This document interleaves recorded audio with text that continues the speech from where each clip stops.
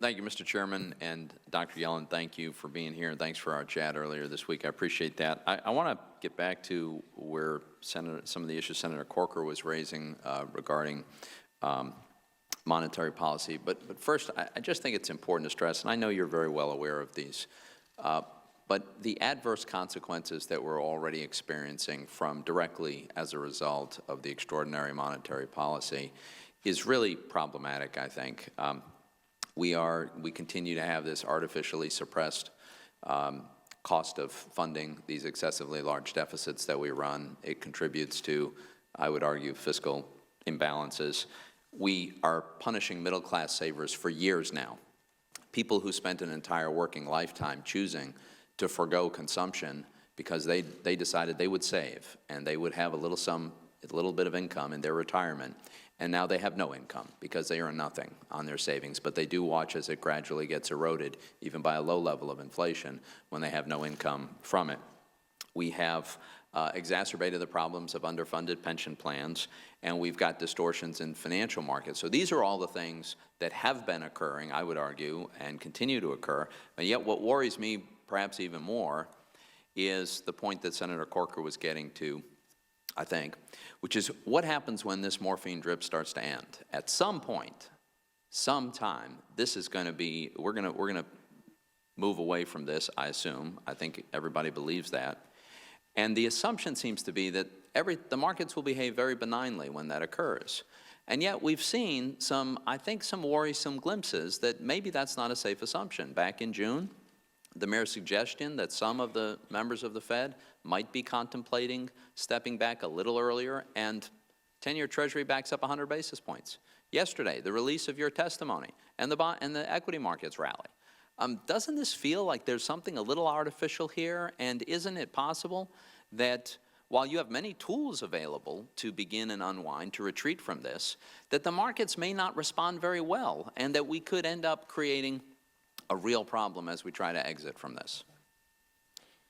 So, Senator, you made a number of different points, and I think the first point you mentioned is that low rates, in a way, give rise to fiscal irresponsibility, that it's takes the pressure off Congress. Yeah. You know, we've established low rates in order to get the economy moving, which is Congress's mandate to us. I think it's important for Congress to recognize that as the economy recovers and both short and long-term rates move up, a situation in which the government's funding costs remain as low as they are, if we're successful in achieving our goal of getting the economy back on track, this is a very temporary situation.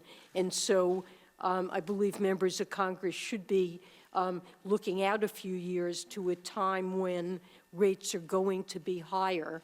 Low interest rates harm savers. It's absolutely true. And this is a burden on people who are trying to survive on the income from a CD. There's not much that they can get.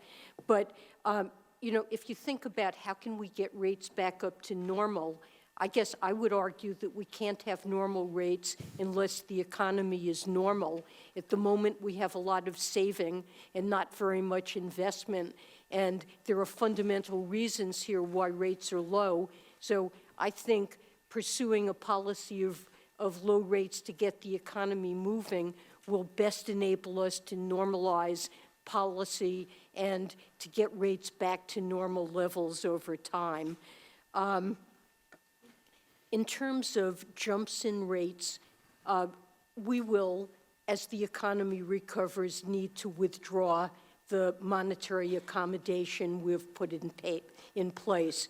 And we will make every effort to do so at a pace that's appropriate to continue the recovery and to maintain price stability and to communicate that plan to markets. But as we've seen, and as you indicated, it is possible for rates to jump. It was not just true now, but in previous tightening cycles like the one we had from 94 and 1995, where long rates moved up over the span of 6 months over 100 basis points. We've tried to make sure the financial system is more resilient.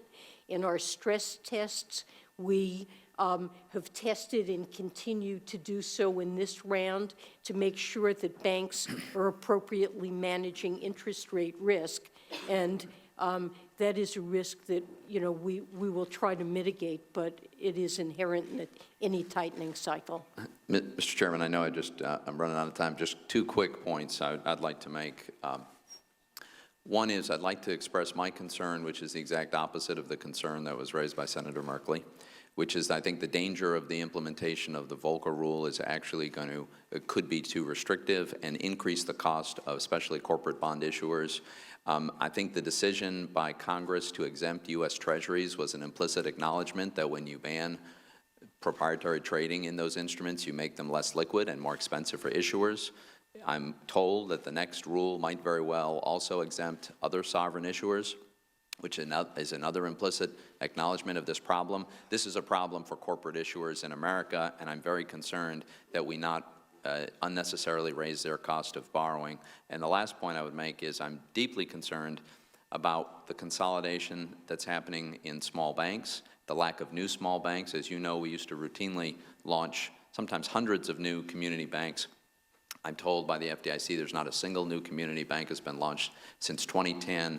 The regulatory compliance for institutions that have no systemic risk to the economy is way overboard, and I hope you will make an effort to diminish that burden.